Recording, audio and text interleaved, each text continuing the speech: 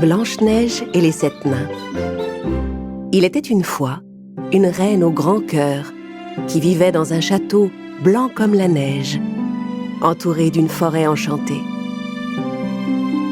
Par une journée d'hiver, en regardant les flocons de neige tomber à travers sa fenêtre, la reine se mit à rêver. Elle vit des enfants jouer dehors dans la neige. Elle ouvrit la fenêtre pour mieux les voir. Mais un coup de vent emporta aussitôt le mouchoir qu'elle tenait à la main. Le mouchoir alla se poser sur la tête du bonhomme de neige que les enfants venaient de faire. Les enfants saluèrent la reine pour la remercier. « J'aimerais tant avoir une fille, moi aussi, à la peau aussi blanche que la neige, aux lèvres rouges comme des cerises et avec un grand cœur. » Les mois passèrent et le souhait de la bonne reine finit par se réaliser. Après une longue attente, elle mit au monde la plus jolie petite fille qu'on ait jamais vue. Le roi et la reine décidèrent de l'appeler Blanche-Neige. Mais leur bonheur ne dura pas bien longtemps. Alors que Blanche-Neige était encore une petite fille, la reine mourut et s'en alla rejoindre les étoiles. Au bout de quelques années, le père de Blanche-Neige se remaria avec une femme nommée Grimhilde. Subjugué par la beauté de la nouvelle reine, le roi ne se rendait pas compte qu'elle était arrogante et pleine d'orgueil. « Miroir, miroir, mon bon ami, dis-moi qui est la plus belle du pays. » « Vous, ma reine, vous êtes sans conteste la plus belle de tout le royaume. » Bien sûr, il ne peut y avoir de femme plus belle que moi. Blanche-Neige grandit et devint une ravissante jeune fille. Son père, le roi, dut partir pour un long voyage avec ses gardes. Il fit ses au revoir à sa fille. « Ne pleure pas, Blanche-Neige. Je reviendrai vite. »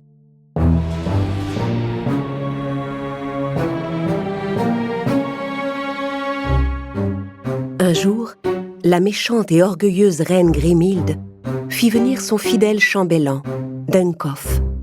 « Duncoff, découvre mon miroir magique !» Le vieux Duncoff était maladroit et se fit tomber le tissu qui couvrait le miroir sur la tête. « Imbécile, sors d'ici tout de suite !»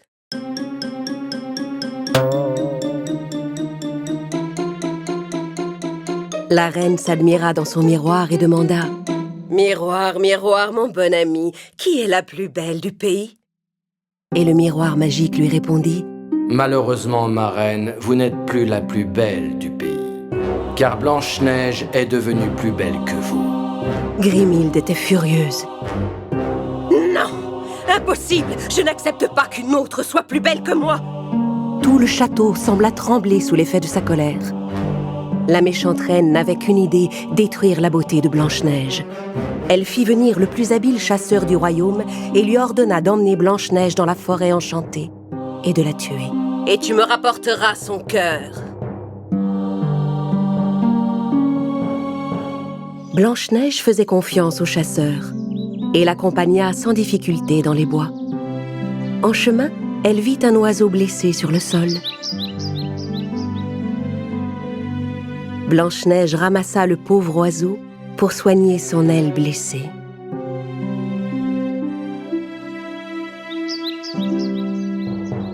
Derrière elle, le chasseur en profita pour s'approcher sans bruit et dégaina une flèche pour abattre Blanche-Neige. Il tendit son arc, visa la princesse. Mais en voyant la jeune fille prendre soin de l'oiseau blessé, il comprit combien Blanche-Neige avait bon cœur et décida de l'épargner.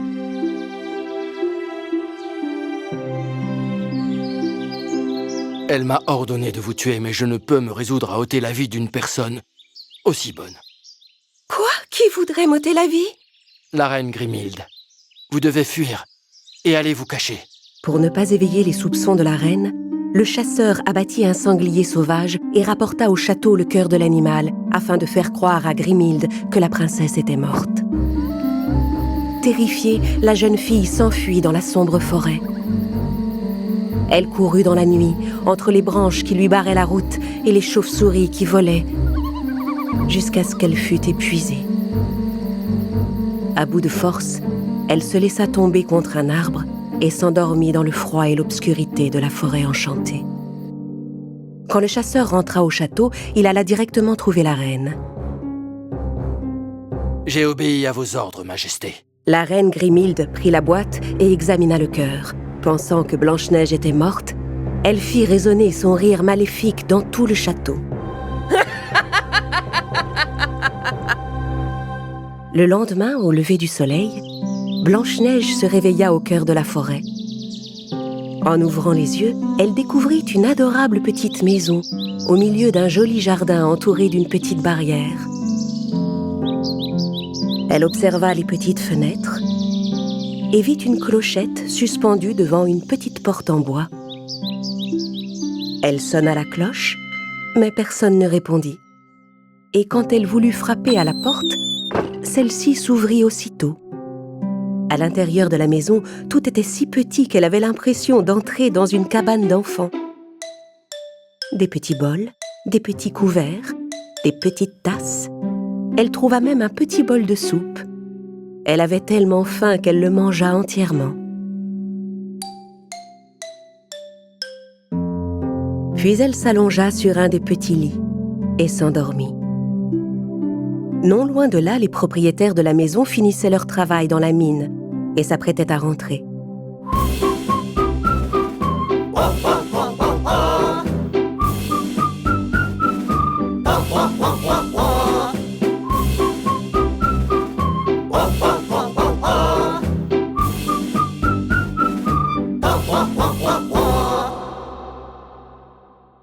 Dès qu'ils arrivèrent chez eux, ils se rendirent compte que quelque chose s'était passé. Ils marchèrent doucement et se mirent à chuchoter. Chut! Oh, quelqu'un a mangé de mon pain! Quelqu'un a mangé tout mon bol de soupe! Et quelqu'un est en train de dormir dans mon lit en ce moment. Oh! Quelle ravissante jeune fille! Oh non! Attention! Je l'ai! Faut pas que ça se casse! Oh, attendez, je vais l'attraper! Attends! Laissez-moi faire! À moi! Oui! Oh! Oh, oh, chut! Elle est réveillée! Elle s'est cachée sous la couverture! N'ayez pas peur, jeune fille. Nous sommes les 7 nains. Je suis prof. Et voici joyeux, grincheux, curieux, simplet, timide et dormeur. Eh bien, moi, je m'appelle Blanche-Neige. Je vous demande pardon d'avoir dérangé votre maison. Blanche-Neige leur raconta tout ce qui lui était arrivé. Et les nains furent désolés d'entendre son récit. Ils lui proposèrent de rester avec eux, dans leur petite maison.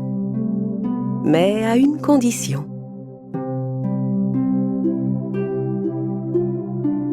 Nous adorons les chansons. Avez-vous une jolie voix, princesse? Je m'appelle Blanche-Neige. J'ai dû m'enfuir du château de mon père. Je regarde le ciel et je parle à ma mère qui a rejoint les étoiles.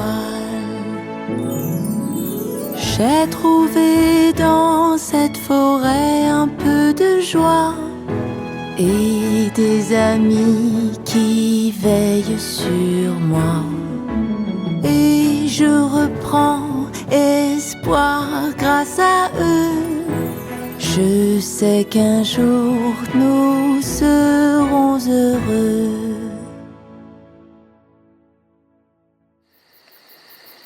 Très loin de là, dans un autre pays, vivait un jeune et beau prince du nom de Charles. Il adorait s'asseoir dehors la nuit et contempler les étoiles, qui lui faisaient penser aux personnes qu'il aimait. Un soir, il aperçut le visage de Blanche-Neige dans le ciel étoilé et décida de partir à sa recherche. Une fée lui expliqua qu'elle était en danger et lui offrit un collier magique. Aussitôt, le prince Charles enfourcha son fidèle cheval et partit en galopant à la recherche du beau visage qu'il avait vu dans le ciel. Pendant ce temps, au château, la méchante Grimhilde alla à nouveau trouver son miroir magique. « Dunkoff, découvre le miroir magique, que j'admire ma beauté. » Dunkoff entra, tira le tissu qui couvrait le miroir et faillit le renverser. Il était tellement maladroit. Il était toujours au bord de faire les pires bêtises. La reine était exaspérée par sa maladresse. Quand Dunkoff fut sorti, la reine Grimhilde demanda à son miroir de lui redire combien elle était belle. « Miroir, miroir, mon bon ami, qui est la plus belle du pays ?» Désolé, ma reine, mais Blanche-Neige qui vit avec les 7 nains est la plus belle du pays. Ah! Non! Comment est-ce possible? Je croyais que Blanche-Neige était morte! La reine réfléchit toute la nuit, cherchant un moyen de se débarrasser de Blanche-Neige pour de bon.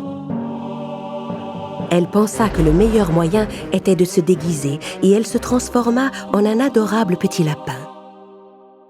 Le lendemain matin, les nains allèrent travailler.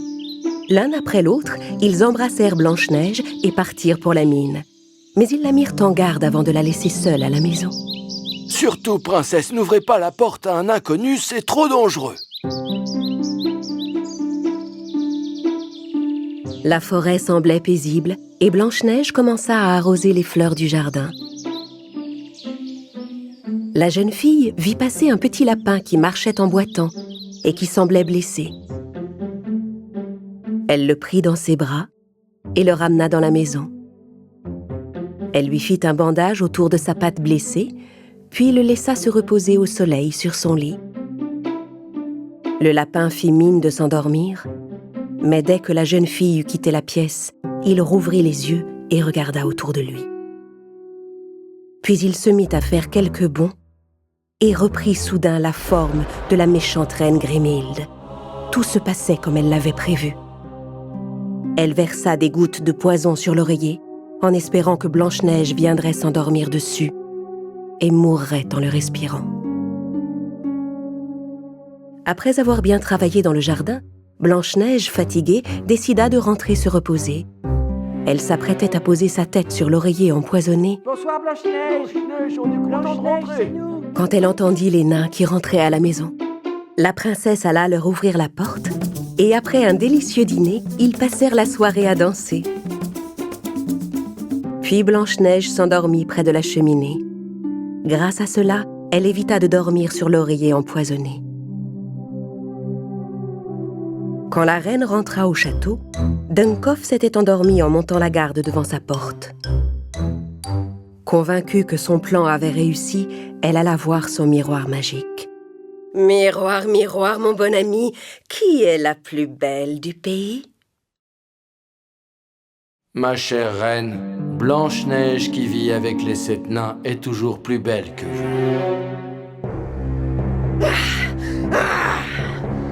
Non! Non!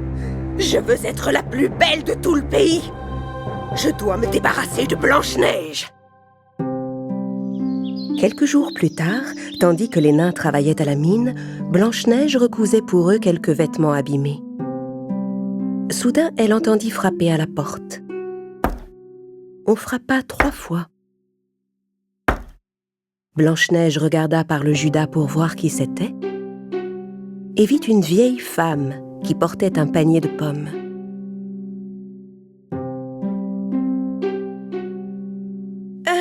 Qui êtes-vous ? Je suis une pauvre marchande de fruits, et j'ai de délicieuses pommes. Regarde, tu n'as pas envie d'en goûter une ? Blanche-Neige avait un peu peur d'ouvrir la porte, mais elle adorait les pommes rouges.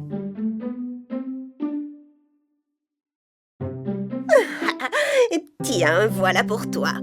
Régale-toi, ma ravissante enfant, je te l'offre. Blanche-Neige prit la pomme que lui offrait la vieille femme et mordit dedans. Mais la pomme était empoisonnée. La jeune fille s'effondra sur le sol avant d'avoir pu appeler à l'aide.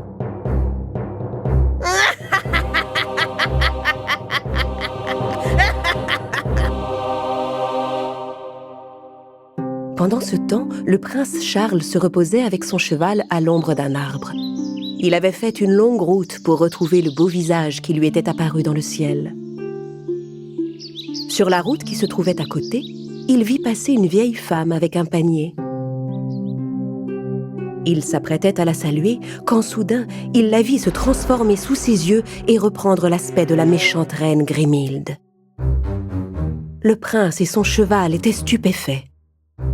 Le prince décida de ne pas aller lui parler. Le soir venu, quand les nains rentrèrent à la maison, ils trouvèrent Blanche-Neige étendue sur le sol, inanimée. Ils furent tellement tristes qu'ils sentirent leur cœur se briser en 1000 morceaux. Ils lui fabriquèrent un magnifique cercueil de verre qu'ils déposèrent dans une barque sur la plus longue rivière du pays, afin que tout le monde puisse admirer sa beauté. Un peu plus bas, alors que le prince continuait son chemin le long de la rivière, il aperçut le cercueil de verre sur la barque. Il reconnut aussitôt le visage qu'il recherchait. Dans son chagrin, le prince ouvrit le cercueil de verre. Il sortit le collier que la fée lui avait donné et le passa autour du cou de la jeune fille. Adieu, ma princesse. Le moment est venu pour vous de rejoindre les étoiles. À cet instant, le prince vit Blanche-Neige bouger. Le collier de la fée était magique, et pour récompenser le jeune prince de sa longue quête, il venait de ramener Blanche-Neige à la vie. Quand elle se réveilla, elle fut émerveillée de découvrir ce beau prince auprès d'elle, qui venait de la sauver. Ensemble, le prince et la princesse retournèrent au château de Blanche-Neige et racontèrent au roi tout ce qui s'était passé en son absence. Quand il apprit ce que la reine Grimhilde avait fait à sa fille, le roi bannit la méchante femme du royaume. Puis il fit enfermer le miroir magique et toutes les affaires de la reine dans le donjon.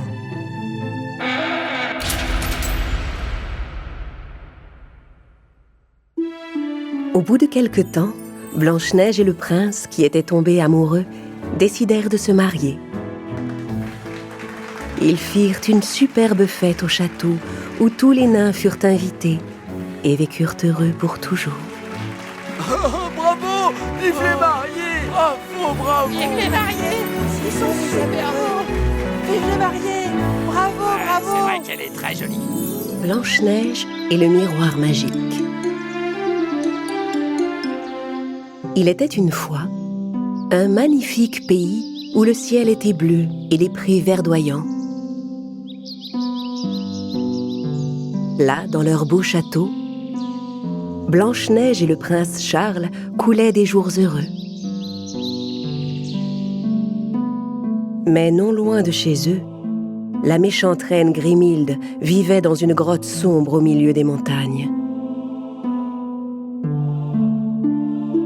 Avec son fidèle serviteur Dunkoff, elle avait été chassée du château pour avoir tenté de tuer Blanche-Neige. Mais Grimhilde avait déjà échafaudé un nouveau plan. Dunkoff, cette fois, je te jure que personne ne pourra m'arrêter. Je vais me venger de cette maudite Blanche-Neige. Ça, j'en suis certain, votre majesté. Allons, chambellan. Dis-moi, à ton avis, qui est la plus belle du pays? Eh bien, c'est vous, ma reine. Vous êtes la plus belle de tout le pays. À part, Pauvre imbécile! Non! C'est moi qui dois être la plus belle du pays! Je dois me refaire un miroir magique, et pour ça, je dois trouver la forêt noire enchantée. Le premier miroir magique de Grimhilde était enfermé dans le donjon du château. Alors Grimhilde décida de se fabriquer un nouveau miroir magique. Pour cela, elle devait rassembler plusieurs éléments. D'abord, elle alla cueillir des feuilles d'ortie, puis des bourgeons de fleurs magiques, et enfin une pierre noire des marais. Son grimoire lui indiquait de plonger le tout dans un chaudron et de faire bouillir pendant 20 minutes. Enfin, de cette noire mixture bouillonnante, sortit un nouveau miroir magique plus puissant que le précédent. Noir miroir, réveille-toi et montre-moi la forêt où habitent les amis de Blanche-Neige, les 7 nains. Dunncoff n'en revenait pas. Le nouveau miroir magique se tenait devant lui, dans un cadre hérissé d'épines violettes, et faisait flotter autour de lui une nuée de pierres noires. Et dans le miroir apparaissait la forêt des nains, mais elle était devenue sombre et effrayante. Grimhilde fouilla dans le miroir. « Miroir, mon noir miroir, qui remplace l'ancien, transforme cette forêt et capture les nains !» Pendant ce temps, les 7 nains qui avaient fini leur journée de travail sortirent un à un de leur mine. D'abord Prof, puis Timide, Grincheux, Simplet, Curieux, Joyeux et Dormeur. Oufou! Quelle longue journée de travail! Allons nous reposer. J'ai bien besoin de faire un petit somme. Ça suffit. Viens, on n'a pas le temps. Il faut qu'on rentre à la maison avant la nuit. Les nains se mirent en route pour rentrer chez eux en file indienne.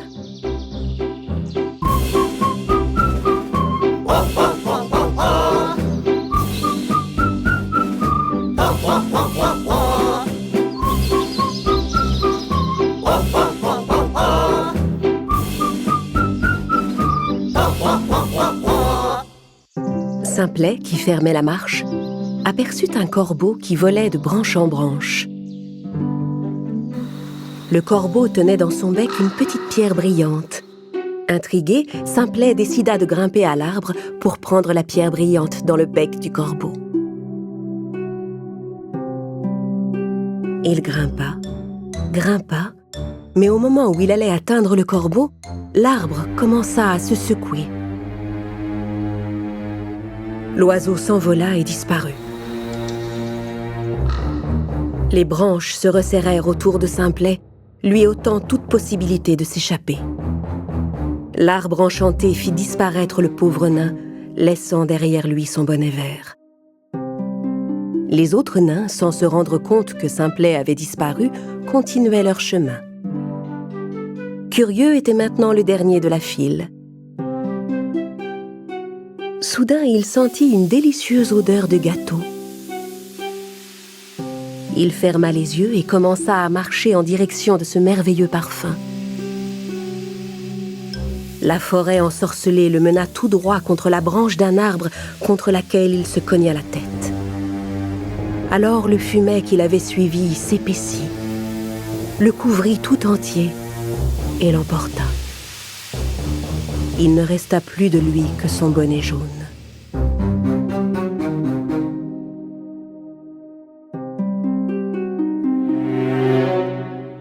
Les nains qui restaient arrivèrent enfin devant leur petite maison.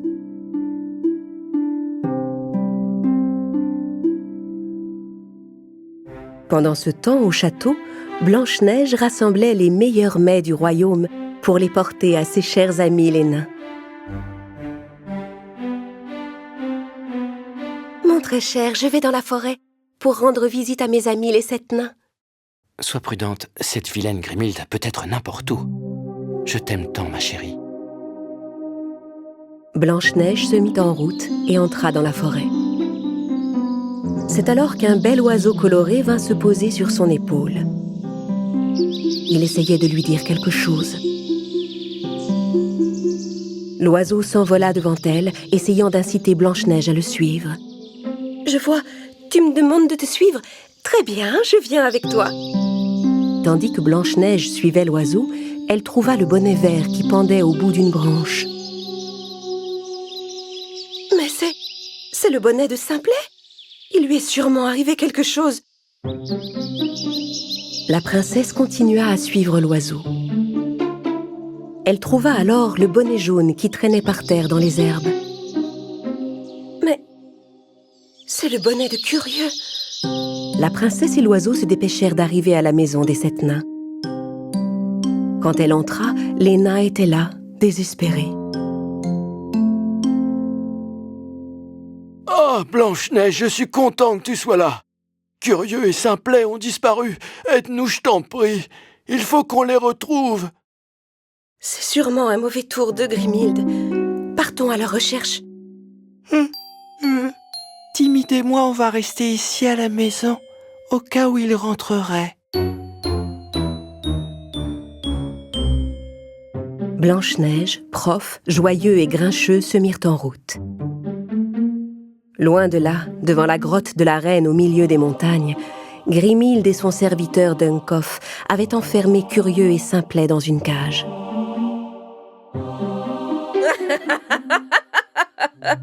Vous serez tous punis pour avoir osé venir en aide à Blanche-Neige. Je vais vous anéantir dans la sombre forêt. Grimhilde rentra dans sa grotte pour consulter son miroir maléfique. Miroir, noir miroir, trouve Blanche-Neige et ses amis. Change le ciel ensoleillé en une tempête déchaînée. Blanche-Neige et les nains suivaient l'oiseau coloré sur le chemin. Quand soudain, un violent orage se leva. Mais ils continuèrent à avancer malgré tout, afin de retrouver leurs amis. Ils marchèrent toute la nuit jusqu'aux montagnes. L'oiseau coloré continuait de les guider pour sauver les pauvres nains.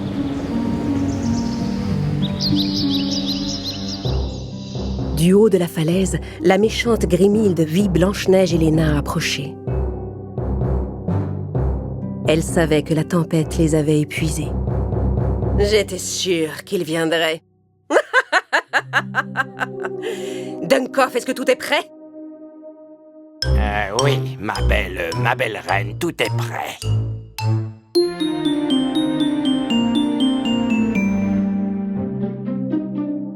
Blanche-Neige et les nains étaient à bout de force, mais ils continuaient leur ascension.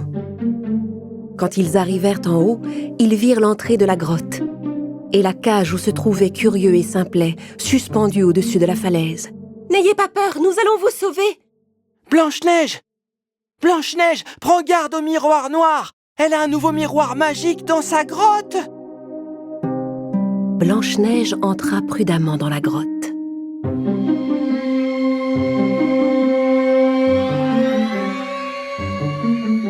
Dehors, Dunkoff montait la garde près de la cage. À l'abri des regards, les nains échafaudèrent un plan pour sauver leurs amis. Grincheux se faufila derrière Dunkoff, sauta sur son dos et lui enfila un sac sur la tête. Joyeux fit descendre la cage. Celle-ci descendit si vite qu'elle frappa la tête de Dunkoff et l'assomma. Malheureusement, la porte de la cage était verrouillée.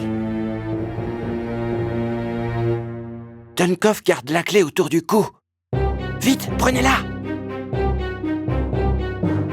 Ouvrez la cage! Joyeux prit la clé du cadenas et ouvrit la cage. Simplet et Curieux étaient libres. Mais à l'intérieur de la grotte, Blanche-Neige faisait face à la méchante reine Grimhilde. Grimhilde, vous ne pouvez pas être belle en faisant le mal. Si vous voulez vraiment être belle, vous devez changer d'attitude. Et cesser de blesser les gens. La vraie beauté vient du cœur. Mais la vilaine Grimhilde n'écoutait pas. Elle utilisa un sort pour rendre ses yeux rouges et changer ses doigts en des lames acérées. Heureusement, les nains s'approchaient discrètement pour secourir Blanche-Neige. Grimhilde s'avança vers Blanche-Neige, la forçant à reculer vers le miroir maléfique. « Entre dans le miroir noir, Blanche-Neige, et tu disparaîtras pour toujours dans la sombre forêt ensorcelée. »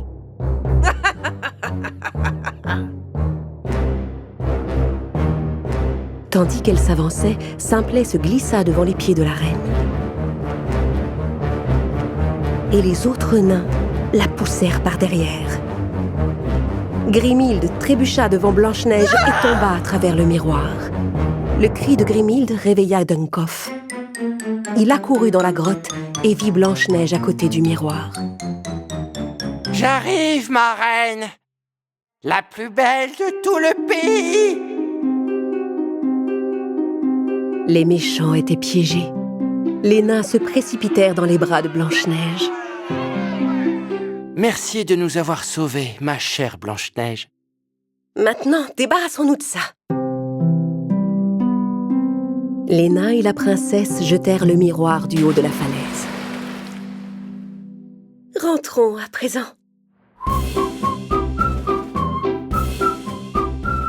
Simplet et Curieux étaient enfin rentrés, heureux d'être chez eux.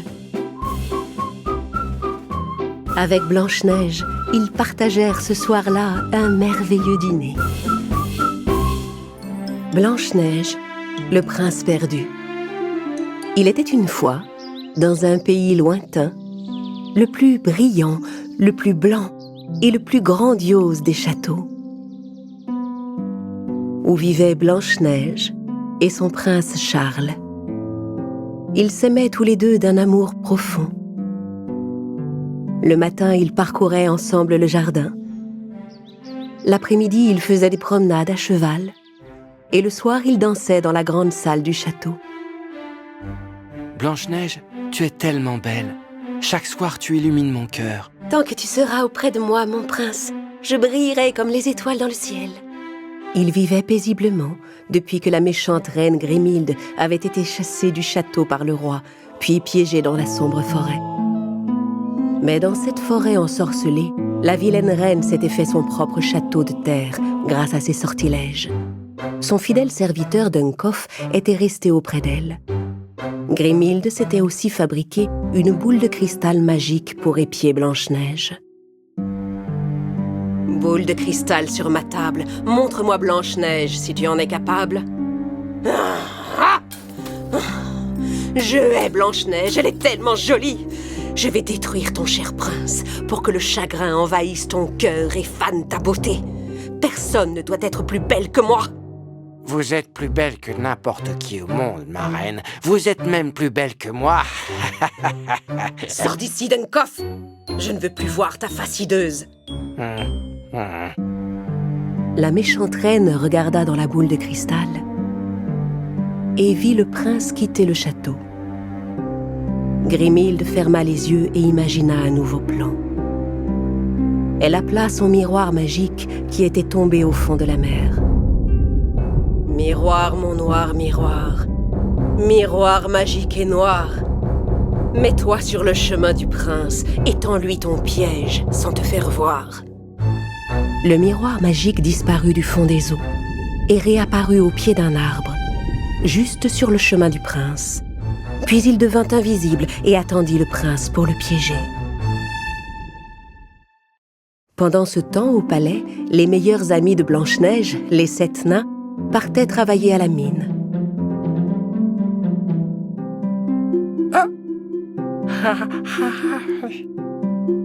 Chaque matin, Blanche-Neige les embrassait pour leur dire au revoir.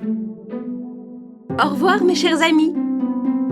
Le prince les avait chargés d'exploiter ses mines et de récolter des pierres précieuses pour le château.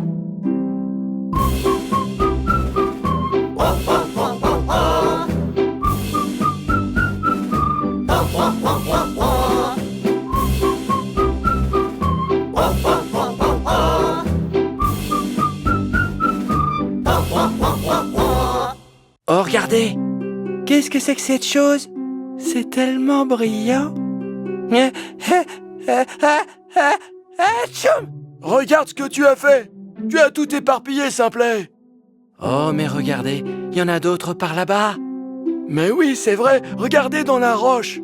Ce que les nains ignoraient, c'est qu'ils venaient de trouver une poussière magique très puissante. Ils remplirent tous leurs sacoches de cette poussière brillante avant de se remettre en route pour le château. Et un petit peu de poudre pour toi, et un petit peu de poudre pour moi. Et voilà, tout le monde rentre chez soi. À l'autre bout du royaume, Charles parcourait les chemins sur son fidèle cheval blanc. Il en profitait pour cueillir de magnifiques roses rouges pour Blanche-Neige, son épouse. Soudain, il aperçut une superbe rose au pied d'un arbre et décida de s'approcher pour aller la cueillir. Au galop, mon grand! Wow, wow, là! Arrêtons-nous! Le prince ne voyait pas le miroir noir magique qui se trouvait devant lui. Il avança sa main pour cueillir la fleur et sa main disparut. Il s'avança un peu plus et disparut complètement dans le miroir invisible. Il ne resta plus rien de lui. Son cheval n'en revenait pas. Effrayé, il s'enfuit en galopant vers le château aussi vite qu'il le put. Le miroir noir menait tout droit à la sombre forêt ensorcelée, où le prince tomba étendu sur le sol. C'était le plan de Grimhilde. « Prince Charles, étendu devant moi, je t'ordonne à présent d'obéir à ma voix. Efface tous tes souvenirs de Blanche-Neige. Oublie tout ce que tu sais d'elle et deviens désormais mon serviteur fidèle. » Alors Charles se réveilla. Mais quelque chose avait changé dans ses yeux. Il avait tout oublié de Blanche-Neige et le sortilège de la reine en avait fait son serviteur. Je suis à vos ordres, ma reine.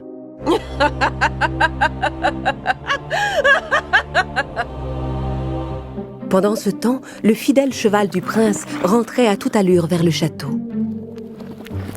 En voyant le cheval arriver sans le prince, Blanche-Neige comprit que quelque chose s'était passé. « Oh, tu es seule? Il est arrivé quelque chose à Charles ?» « Oh non !» Blanche-Neige eut une idée. Elle se précipita vers la pièce la plus isolée, la plus sombre du château où le premier miroir magique de la reine Grimhilde avait été enfermé. Le miroir disait toujours la vérité. Elle savait qu'elle pouvait compter sur lui pour lui dire où Charles se trouvait. Les 7 nains qui rentraient au château ignoraient ce qui était arrivé à Charles. Mais quand ils virent Blanche-Neige courir l'air inquiet, ils se précipitèrent derrière elle et la suivirent jusqu'au donjon pour comprendre ce qui se passait. Blanche-Neige s'arrêta devant le miroir magique. « Miroir magique, qui te tient devant moi, je t'en prie, réponds-moi !» Le miroir magique restait muet. Blanche-Neige essaya à nouveau. « Miroir, mon bon ami, réponds-moi, je t'en supplie !» Cette fois, le miroir répondit. « Vous cherchez le prince Charles. Grimhilde l'a pris au piège dans la sombre forêt. » Oh, Grimhilde! Oui, j'en étais sûre, c'est encore un coup de cette sorcière! Soudain, l'image du miroir magique se dissipa et la méchante reine Grimhilde apparut à sa place dans le miroir. Les 7 nains, terrifiés, ne pouvaient supporter la vue de cette femme maléfique.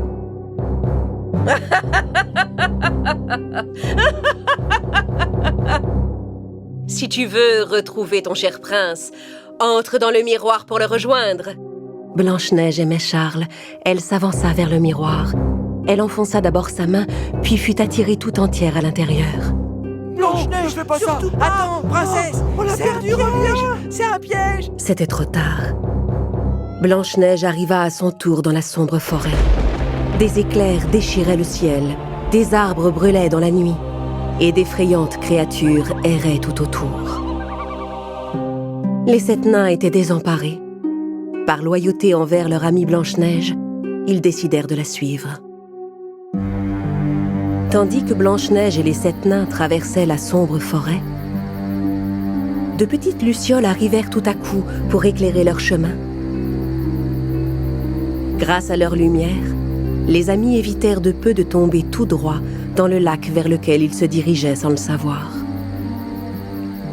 La princesse et les nains traversèrent le lac prudemment en sautant de pierre en pierre. Mais soudain, une pieuvre géante avec ses 8 longs tentacules surgit hors de l'eau pour les attaquer. La créature maléfique s'empara des nains un par un et commença à les secouer dans les airs.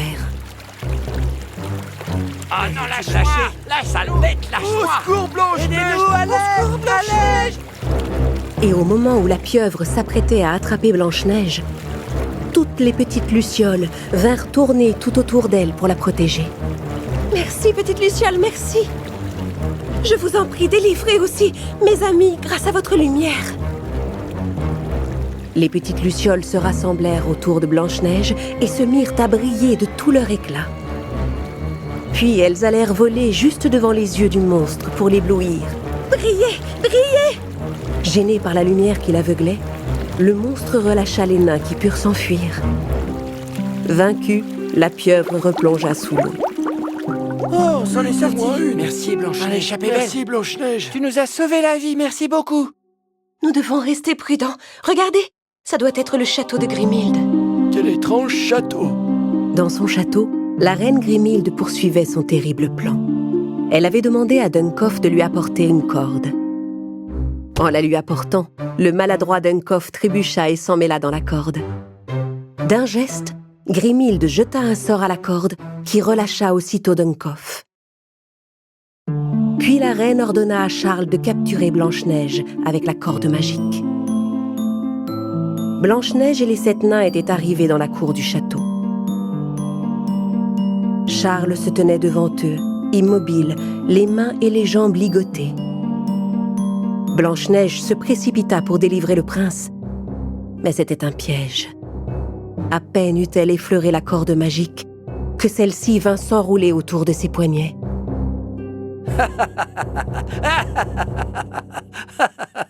Je l'ai capturé, ma reine. Les 7 nains essayèrent de délivrer la princesse, mais la méchante reine Grimhilde apparut soudain derrière le prince. « Tu es ma prisonnière, jolie Blanche-Neige. Vous êtes cruelle, Grimhilde. Vous avez ensorcelé mon prince bien-aimé avec votre magie. » Grimhilde s'avança vers Blanche-Neige pour l'anéantir avec son feu magique. Des flammes maléfiques brûlaient tout autour d'elle. Les nains étaient pétrifiés, mais Simplet finit par réagir et se précipita vers la reine pour l'arrêter. En courant, il trébucha sur une pierre. Dans sa chute, il perdit sa petite sacoche qui vola dans les airs, laissant échapper la poussière magique de la mine. La poussière retomba sur les poignets de la princesse et la corde se détacha. « Je suis libre !» Regardez, la poussière qu'on a trouvée dans la mine a rompu le sort. Quoi ?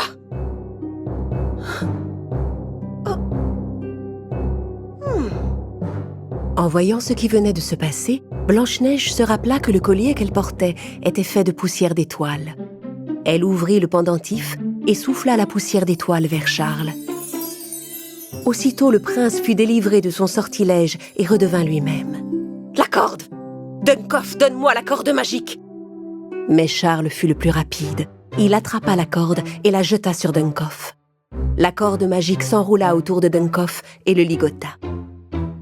Tous ensemble, les nains s'approchèrent de la méchante reine et soufflèrent sur elle la poussière magique qu'ils avaient récoltée. La poudre éteint instantanément les flammes maléfiques et Grimhilde se changea en statue de pierre. Puis la poussière magique fut emportée par le vent, qui la répandit dans toute la sombre forêt, lui rendant enfin sa beauté et sa paix. Les fleurs se remirent à pousser et les arbres retrouvèrent leur feuillage. Grimhilde n'était plus qu'une statue, elle ne pouvait désormais plus faire de mal à personne. On est soulagés. Ah, bien fait pour eux. L'envie au prince. L'amour et l'amitié reprirent toute leur place. Blanche-Neige, le prince et les 7 nains retournèrent dans leur château et retrouvèrent ensemble une vie paisible et heureuse. J'ai trouvé dans cette forêt un peu de joie et des amis qui veillent sur moi. Et je reprends espoir grâce à eux. Blanche-Neige et le chasseur. Il était une fois un beau château où Blanche-Neige et son prince Charles menaient une vie heureuse.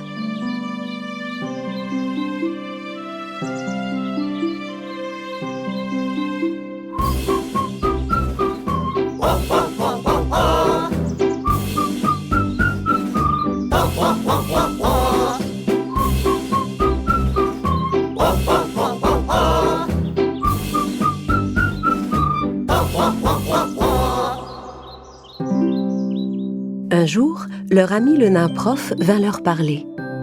« Prince, Blanche-Neige, j'ai quelque chose d'important à vous dire. » « Mais bien sûr, de quoi s'agit-il, mon ami ?»« Eh bien, nous venions tout juste de rentrer après notre journée de travail, et au moment où nous remontions dans notre chambre, Nous avons entendu une étrange voix. À l'aide! Alors nous sommes allés voir. Nous avons traversé un long couloir, descendu des escaliers et nous avons vu Qu'est-ce que vous avez vu, prof? un cachot, prince. Et enfermé dans ce cachot, un chasseur. Un chasseur? C'est sûrement le chasseur qui m'a sauvé la vie. La méchante Grimhilde doit l'avoir enfermé là pour le punir d'avoir désobéi. Blanche-Neige et Charles se précipitèrent vers le cachot dont Prof avait parlé.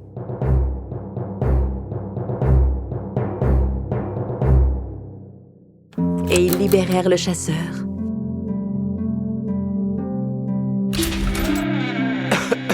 Merci de m'avoir délivré, Blanche-Neige. J'ai l'impression que je suis enfermé ici depuis une éternité. Pendant ce temps, à l'autre bout du royaume, dans un coin sombre de la forêt, se dressait une statue de pierre. La méchante reine Grimhilde était toujours enfermée à l'intérieur. Juste à côté, son serviteur Dunkoff avait fabriqué une tente avec des branches et de vieux tissus. Et sous la tente, il parcourait le grimoire de Grimhilde afin de trouver un sort pour la délivrer. Sort d'invisibilité, sort de brume, sort de jeunesse. Un sort de jeunesse, ça peut servir. Très bien, alors... Ah, le voilà. Parfait, j'ai trouvé. Dunkoff sortit de la tente, prit une branche sur un arbre et commença à l'agiter comme s'il s'agissait d'une baguette magique. Cette fois, je viens vous délivrer, ma reine. Abracadabra! De pierre devient humaine. D'humaine redevient la plus grande des reines. Ta-ta-ta! La statue de pierre commença à se fissurer. Quelque chose de magique se passait. Mais soudain, Grimhilde se transforma en un énorme escargot. Elle se mit à ramper vers Dunkoff d'un air furieux. Dunkoff se rendit compte qu'il avait fait une terrible bêtise et se précipita dans la tente pour chercher un meilleur sortilège. Ah, nom d'une limace! Il faut que j'arrange ça. Il trouva finalement un autre sort et agita sa baguette en direction de l'escargot. Et voilà! Cette fois, Grimhilde se changea en une énorme grenouille. Terrifié par l'animal, Dunkoff se réfugia dans la tente. Filons d'ici! Sa baguette toujours à la main, il continua de réfléchir à haute voix.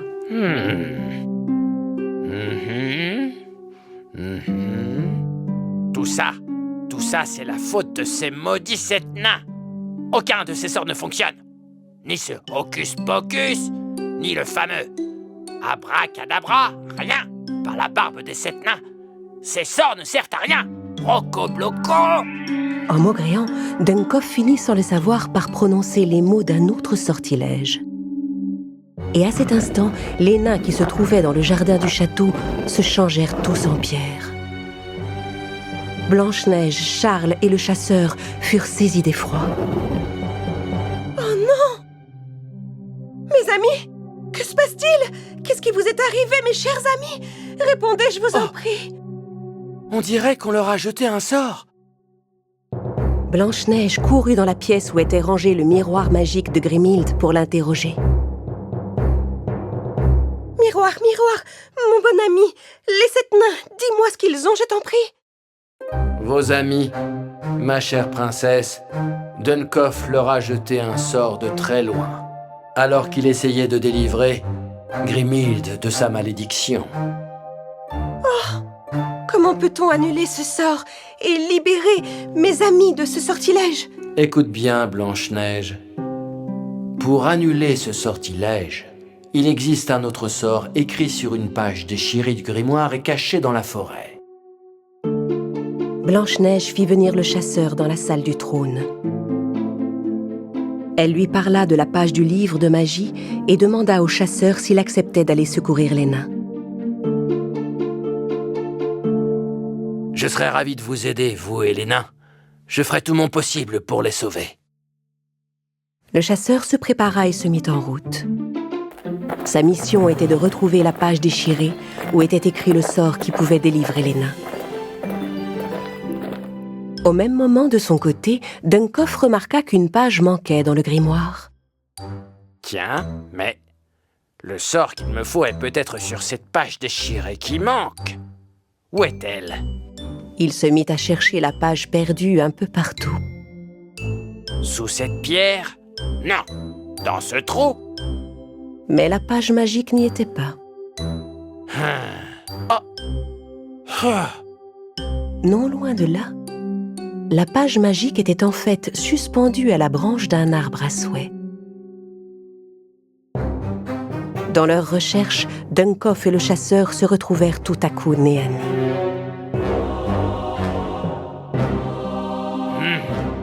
Ils s'avancèrent de quelques pas. Dunkoff était un peu effrayé. C'est alors qu'ils remarquèrent le rouleau de papier accroché dans l'arbre à souhait. Ils étaient tous les deux à la même distance de l'arbre. Ils devaient faire vite pour l'atteindre. Dunkoff se mit à courir aussi vite que ses petites jambes pouvaient le porter. Mais le chasseur eut une meilleure idée. Il prit son arc et décocha une flèche. Ah, waouh, c'est qu'il est rapide! Regardez comme ce vieux rusé va vite. Dunkoff allait tellement vite que même la flèche avait du mal à le rattraper. Mais il ne pensait pas à regarder le chemin et ne vit pas la pierre qui se trouvait devant ses pieds. La flèche fila devant lui et décrocha la page de l'arbre. J'aurais dû utiliser ce sortilège de jeunesse. Dunkoff avait encore échoué et le chasseur récupéra bien vite la page magique et la rapporta au château. Blanche-Neige prit le précieux papier et alla trouver les nains. « Écoutez-moi, statue de pierre, que par ces quelques mots, enfin je vous libère, que ce sortilège brise l'ancien et vous change à nouveau en nain. » Les nains de pierre commencèrent peu à peu à se craqueler. Et un à un, les nains retrouvèrent leur aspect. D'abord Prof, puis Simplet, timide, grincheux, joyeux, curieux et dormeur. Oh merci Blanche-Neige, nous voilà libres. Ça fait du bien, hein? Oh oui, ça fait du bien d'être libre. Merci de nous avoir délivrés, ma princesse. Oui, et merci à vous, cher chasseur. Oh, je me sens tout bizarre, j'ai dormi comme une pierre.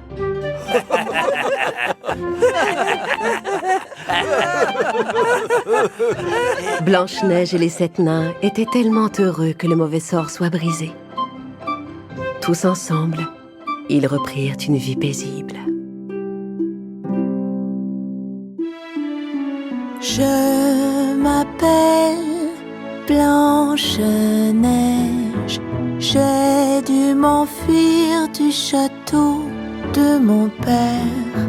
Je regarde le ciel et je parle à ma mère qui a rejoint les étoiles.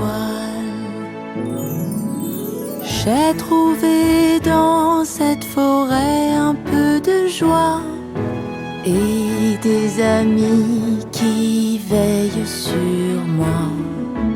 Et je reprends espoir grâce à eux. Je sais qu'un jour nous serons heureux. Blanche-Neige et le peigne empoisonné. Il était une fois, dans un pays lointain, un grand château où Blanche-Neige, le prince Antoine et les 7 nains vivaient tous ensemble. Un jour, le prince Antoine et Blanche-Neige décidèrent de sortir faire une promenade à cheval dans la forêt. Mais cachés derrière un arbre, quelqu'un les observait. C'était une petite fille naine aux cheveux argentés et pleine de taches de rousseur. Effrayée par les gardes du palais et tous leurs grands chevaux, elle n'osait pas sortir de sa cachette. Quelques jours plus tard, dans la grotte de Grimhilde, Dunkoff essayait toujours de redonner forme humaine à sa reine. Pipidi, popidi, bou.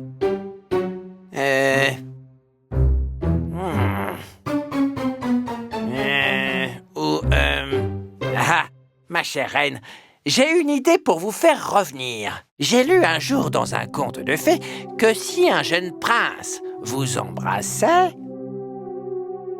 Dunkoff ouvrit son grimoire à la page du sort de jeunesse et prononça les mots magiques. Mon bon grimoire, entends mes mots et rends-moi jeune et beau. Et il fut instantanément changé en un jeune et beau prince. Grimhilde n'en revenait pas. Dunkoff déposa un baiser sur la grenouille, qui reprit aussitôt l'apparence de la reine.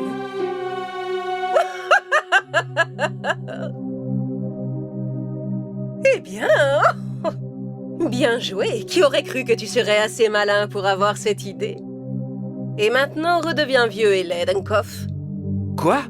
Mais ma reine, je suis bien mieux comme ça. Mais d'un geste de la main, Non! elle redonna à Dunkoff sa véritable apparence. À cet instant, Grimhilde remarqua des traces de pas sur le sol de la grotte. Chut, tais-toi, Dunkoff. Ne bouge surtout pas, il y a quelqu'un d'autre ici. Grimhilde suivit les pas, qui menaient jusque derrière une grande bibliothèque. Et derrière cette bibliothèque se cachait une jeune naine avec des taches de rousseur et des boucles argentées. Toi! Mais qui es-tu, petite? Et que fais-tu dans cette grotte? Allons, réponds! La ravissante petite jeune fille sortit de sa cachette. Je suis désolée, j'avais trop froid et je ne savais pas où dormir. Je cherchais la maison des 7 nains, mais je me suis perdue dans la forêt. Je m'appelle Frimousse. Frimousse, je peux t'aider? Les 7 nains vivent maintenant dans le château de Blanche-Neige. Ils ont quitté leur modeste maison de la forêt depuis longtemps. Ils sont dans un château? Oui, je les ai rencontrés. Ils sont devenus tellement arrogants. Ils ne se soucient sûrement pas que tu erres seul dans cette dangereuse forêt. Regarde dans ma boule de cristal.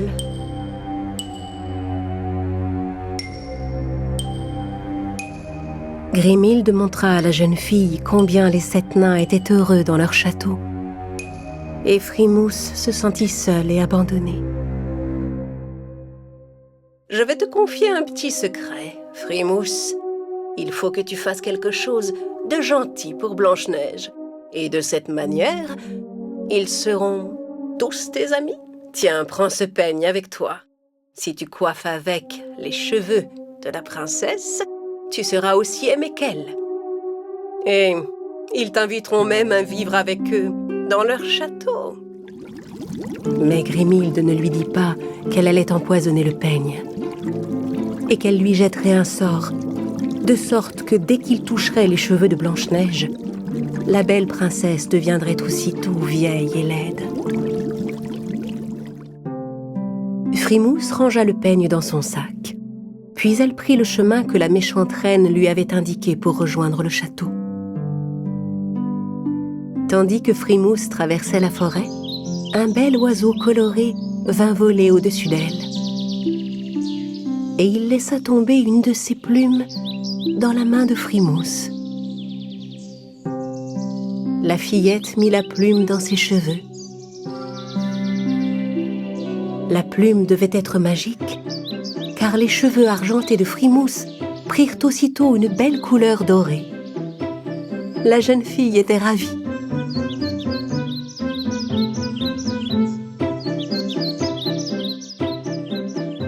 Au même moment, les 7 nains sortaient de la mine et se mettaient en chemin pour rentrer au château.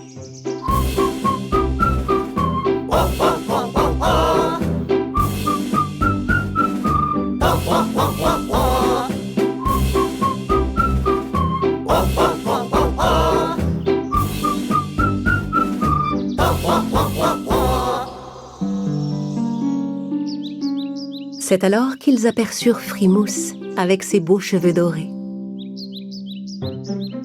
Oh, il y a quelqu'un là-bas. Oh, c'est quelqu'un qui nous ressemble. Mais en tellement plus joli. Les nains s'approchèrent de Frimousse pour se présenter. timide devint tout rouge dès qu'il serra la main de la jeune fille. Ça te dirait de venir voir notre château? Ah oui, avec plaisir. Pendant ce temps, Grimhilde surveillait toute la scène dans sa boule de cristal et se réjouissait de voir que tout se déroulait selon ses plans.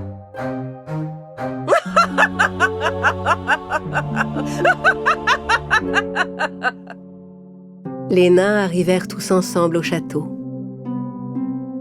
C'était la première fois de sa vie que la jeune Frimousse voyait un aussi grand château et un aussi beau jardin. Blanche-Neige sortit pour accueillir ses amis les nains. « Oh, eh bien, bonjour. Bienvenue. Je m'appelle Blanche-Neige. Et toi, comment t'appelles-tu? Tu dois être la nouvelle amie des 7 nains? » « Oui, ma princesse. Je m'appelle Frimousse. Merci de m'accueillir dans votre château, ma princesse. » Frimousse raconta à Blanche-Neige qu'elle en avait assez de vivre seule et qu'elle aimerait pouvoir rester avec eux dans le château.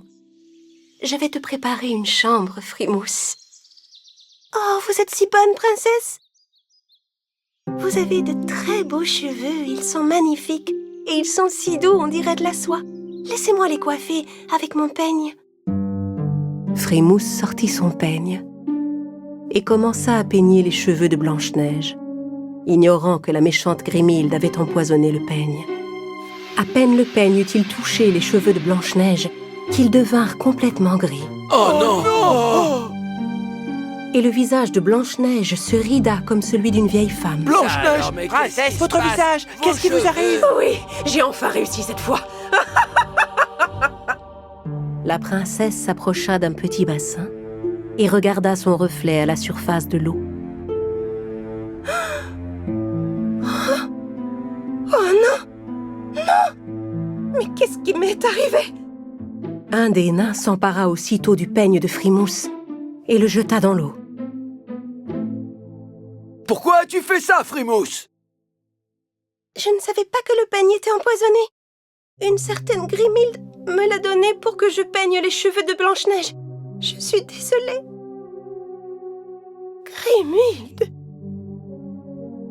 Attendez, j'ai une idée, princesse. Je peux peut-être vous redonner votre apparence. Comment tu comptes t'y prendre? Frimousse prit la plume colorée dans ses cheveux et la mit dans les cheveux de Blanche-Neige. Peu à peu, la princesse retrouva toute sa jeunesse et toute sa beauté. Oh, magnifique! Bravo, vive la princesse, le sort est rompu. Je la retrouve enfin. Quelle Comme elle beauté. est belle. Merci, Frimousse.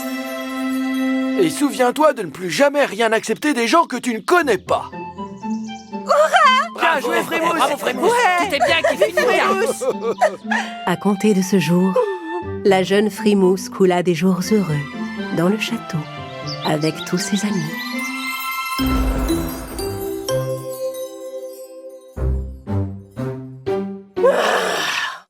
Elle a encore survécu.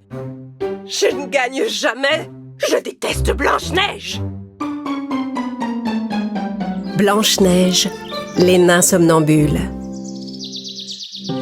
Il était une fois, dans un pays lointain, Blanche-Neige et son prince qui vivaient avec les 7 nains dans un magnifique château. Un jour, la jolie Blanche-Neige sortit se promener dans le jardin du château. Les nains y passaient leur journée pour tondre la pelouse et prendre soin des plantes. Mais ce matin-là, le jardin était désert. Blanche-Neige se demanda où étaient passés ses amis. « Prof? Simplet? Timide? Où êtes-vous » Comme ils n'étaient pas dans le jardin, elle alla voir s'ils étaient chez eux. Elle ouvrit doucement la porte, mais ne vit personne à l'intérieur. Elle commença à s'inquiéter. Mais où sont-ils passés? Et pourquoi sont-ils partis du château sans rien dire? Ils savaient bien que je m'inquiéterais. Blanche-Neige retourna au château. Elle chercha les nains partout, mais ne les trouva nulle part. La veille, les nains s'étaient rendus tous ensemble dans leur ancienne petite maison. Il n'avait pas prévenu Blanche-Neige parce qu'il comptait lui rapporter une magnifique fleur et lui faire la surprise. Ils s'occupèrent de leur jardin et cueillirent la plus jolie fleur qui y poussait. Puis ils se remirent en route pour le château. De l'autre côté du bois, ils arrivèrent au bord de la rivière. Ils montèrent tous dans le bateau qu'ils avaient laissé là et traversèrent sans encombre. Mais dès qu'ils mirent pied à terre sur l'autre rive, ils virent un vieil homme venir vers eux. Ce n'était autre que Duncoff, le vilain assistant de la méchante reine Grimhilde. Il se tenait devant eux, une bouteille d'eau à la main. Oh non, regardez qui est là, mes amis. C'est ce vilain Duncoff. Bonjour, mes chers petits nains. Comment allez-vous? Très bien. Mais ôte-toi de notre chemin, Duncoff. Oui. Regarde, nous sommes 7 et tu es tout seul. Tu ne peux pas nous battre. Allons, calmez-vous. Je ne veux vous faire aucun mal. Je voulais juste vous offrir un peu d'eau. Voilà tout. Vous devez avoir soif. Merci, c'est inutile. On n'a pas besoin d'eau. Mais attends Grincheux, tu réponds peut-être un peu vite, tu ne crois pas? Regarde, Timide et Dormeur ont l'air assoiffés. Mais cet individu... Merci Duncoff, c'est bien aimable. Je crois qu'un peu d'eau nous fera le plus grand bien. Duncoff remit la bouteille qu'il tenait à Prof, et les nains burent de l'eau chacun leur tour. En les voyant faire, Duncoff éclata de rire. Il rit si fort qu'il en tomba à la renverse.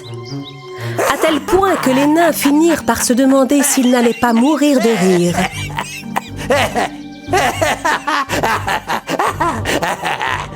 Qu'est-ce qu'il y a de si drôle, Duncoff?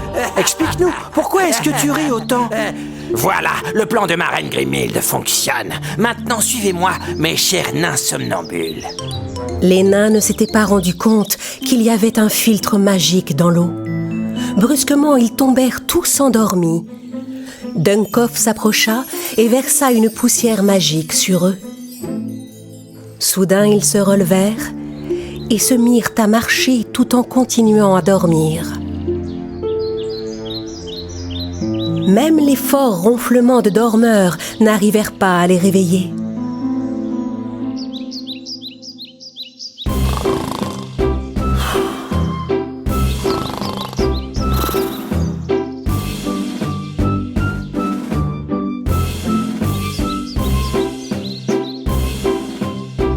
Très bien.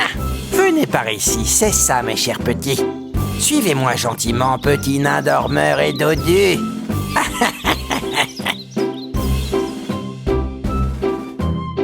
Tandis que les nains suivaient Duncoff malgré eux, Blanche-Neige remarqua de nombreuses traces de pas dans l'herbe du jardin. Ces traces, ce sont les empreintes des 7 nains. Si je suis cette piste jusqu'au bout, je finirai sûrement par les retrouver.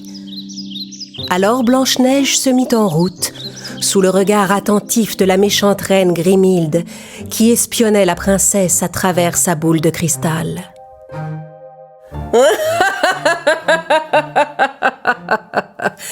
Tu tombes encore dans mon piège, Blanche-Neige. Je ne te laisserai plus t'enfuir avant d'avoir détruit ta beauté. Jette-toi dans la gueule du loup pour sauver tes chers amis les 7 nains. Les 7 nains entrèrent un à un dans la grotte de Grimhilde et s'arrêtèrent dans un coin.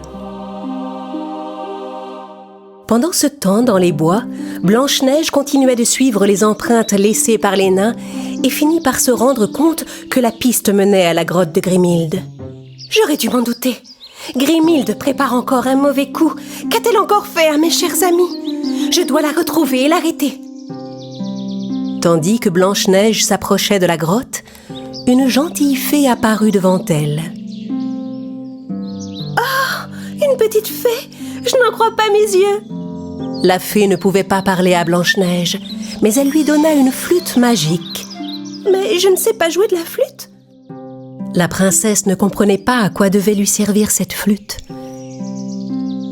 Ensuite, la petite fée forma autour de Blanche-Neige un cercle magique pour l'aider à se protéger des sortilèges de Grimhilde. Puis elle disparut dans la forêt. Blanche-Neige garda la flûte avec elle et se remit en chemin. Après un moment de marche, elle arriva enfin à la grotte de Grimhilde. Grimhilde! Justement, je t'attendais, ma chère Blanche-Neige. Vous n'avez toujours pas cessé vos activités maléfiques, à ce que je vois. Je sais que vous avez kidnappé mes amis les nains. Kidnappé? Moi? Mais ils sont venus jusqu'ici eux-mêmes. Et ils sont à mon service maintenant. À genoux, nains! Les nains s'approchèrent tous de Grimhilde et s'agenouillèrent devant elle.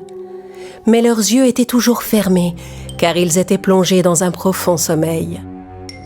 « Oh non, mes chers amis, que vous est-il arrivé? Ouvrez les yeux !» Ils ne peuvent pas t'entendre. Ils n'entendent plus que moi et n'obéissent qu'à mes ordres désormais. Allez, nains, encerclez Blanche-Neige immédiatement et emparez-vous de sa beauté. Les 7 nains se dirigèrent aussitôt vers Blanche-Neige, tout en continuant à dormir. La princesse était perdue et effrayée par l'attitude de ses amis. C'est alors qu'elle se rappela la flûte que la gentille fée lui avait donnée. Elle la sortit et commença à en jouer. Quand ils entendirent la musique de la flûte magique, les nains sortirent peu à peu de leur profond sommeil.